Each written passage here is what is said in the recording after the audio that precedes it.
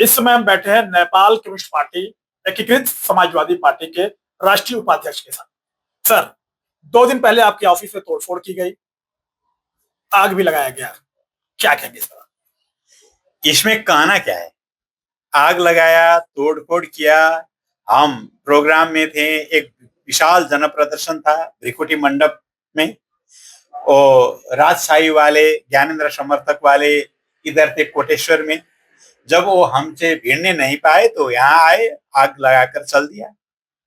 तो ये सब नोटोरियस एक्टिविटीज है, ये वितंडा है। ये वितंडा को हम घोर विरोध करते हैं, निंदा करते हैं और नेपाल सरकार से इसको कार्रवाई करने के लिए मांग भी करते हैं।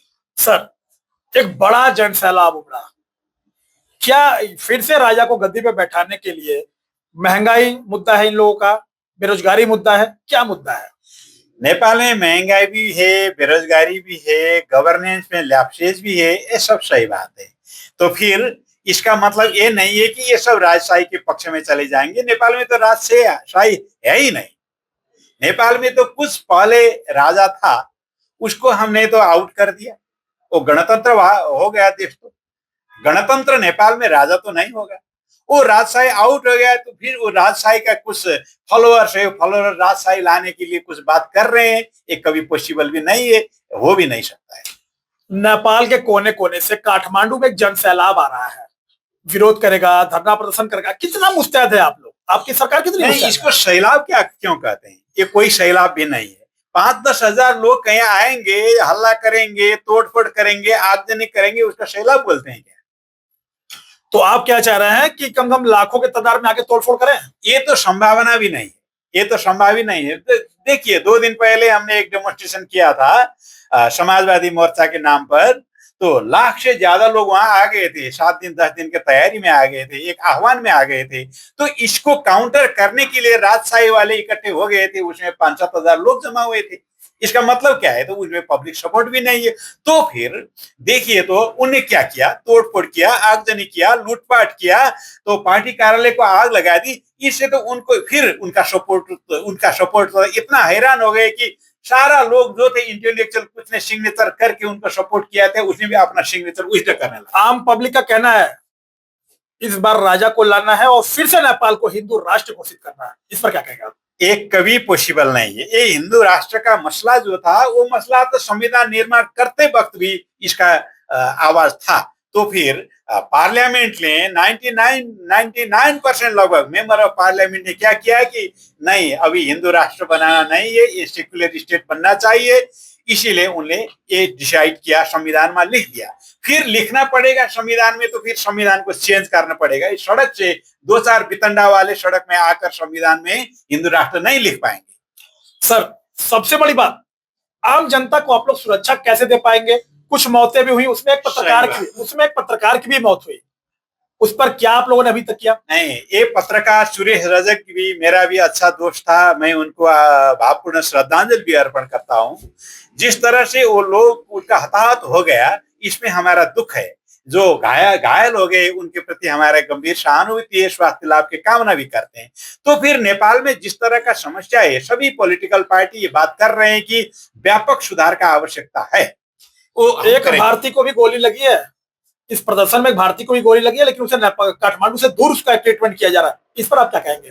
क्या करेंगे? ये तो मुझको कोई पता भी नहीं था, एक इंफॉर्मेशन नहीं है। कोई भारतीय वो कौन किस तरह से आया था, किसने गोली लगाया था, तो ये तो हम जानते नहीं है। वो रबर की गोली, प्रशासन बोल रहा है कि रबर की गोली वो भीड़ को तितर बितर करने के लिए यूज किया था। ये तो मेरे लिए इंफॉर्मेशन में नहीं है। लेकिन सर, कुछ फोटोग्राफ से भी आया है, पुलिस वाले सादे वर्दी में पिस्टल से गोली चला रहे हैं। इस पर आप क्या कहेंगे? वो पुलिस वाले थे, वह राजावादी वाले थे। वो दुर्गा प्रसाई जी ये सब तो बता रहे थे कि हम तोड़ देंगे, मार देंगे, गिरा देंगे, आज ही आग लगा देंगे देश को, राजा आज भी लाएंगे, वो बोल रहे थे। उसको पूछना चाहिए ना, वो पिस्तौल वाले पुलिस वाले तो वह राजावादी वाले था। सर, आम जनता परेशान है नेपाल में महंगाई को लेकर, नेपाल में बेरोजगारी को लेकर, नेपाल की सड़कों को लेकर। इस पर आप क्या कहेंगे? आखिर क्या कर रही है सरकार? कुछ हो रहा है, कुछ करने जा रहे हैं, अब कुछ धीमा हो रहा है, इसमें हम भी संतुष्ट नहीं है। ये राजावादी वाले जिस तरह से हमारे विरोध करते हैं ना, इससे पहले से ही हम विरोध कर रहे हैं, सड़क में आ रहे हैं, जिस तरह का गवर्नमेंट बनता है उसके लिए स्टेबिलिटी, पॉलिटिकल स्टेबिलिटी के लिए, डेवलपमेंट के लिए, गुड गवर्नेंस के लिए, एंटी करप्शन के लिए काम करो। काम धीमा हुआ, नहीं कर पाया है, क्यों नहीं किया, ये सब तो हम आखिर भी जनता, बोल रहे हैं। सर जनता का भरोसा सिर्फ राजा ही क्यों? नहीं, राजा के पक्ष में तो भरोसा है ही नहीं। वो कितना क्रूर था, कितना निरंकुश था, ये किस तरह से आर्मी लगाकर बूट चलाता हमारा छाती में, ये तो हम जानते हैं ना। ये जनरेशन, फर्स्ट जनरेशन हम यही है ना। हम अभी काम कर रहे हैं पॉलिटिक्स में, हम फर्स्ट जनरेशन है ये गणतंत्र वाले। इसलिए हम तो ये तो पता नहीं मानते हैं कि कितना क्रूर था, किस तरह का अपराध करता था, किस तरह से माफियागिरी करता था राजतंत्र, ये तो हम दिखा देंगे। लेकिन सर इस तरह से काठमांडू में धरना प्रदर्शन करना, इस तरह से ईंट पत्थर चलाना, गोलियां चलाना, क्योंकि पर्यटक का बड़ा हब है काठमांडू, पूरे वर्ल्ड से लोग काठमांडू में आते हैं। अगर देखा जाए पर्यटकों को कितनी सुरक्षा दे रहे हैं। सही बात है। कभी कभी जब पॉलिटिकल अनरेस्ट होता है, इस तरह का बात तो होता रहता है, जहां भी हो जाता है। इंडिया ने अपने अपने लिबरेशन के लिए, मुक्ति आंदोलन के लिए कितने साल लड़े थे, गांधी जी कितने लड़े थे, तो ये समझ लीजिए अनरेस्ट तो वहां भी था ना। अनरेस्ट तो कभी कभी किसी भी देश में हो जाता है, तो फिर इसको संभालना पड़ेगा। नेपाल का लोकतंत्र इतना उदार है कि सबको अपने अपने गोद में ले सकता है। जो आप विरोध कर रहे हैं उसको भी एक्सेप्ट करता है, जो नजदीक है उसको भी एक्सेप्ट तो करता ही है। तो इसका अर्थ है ये उदार लोकतंत्र को फायदा उठाकर ये लोग जिस तरह का वितंडा उपद्रव मचा रहे हैं, तो इसको तो करना ही चाहिए। सर आखिरी सवाल, किस तरह से आप सुरक्षा यहाँ के नागरिकों को देंगे, किस तरह से यहाँ के पर्यटक को सुरक्षा आप लोग देंगे? हम देंगे, इस अनरेस्ट को अंत भी करेंगे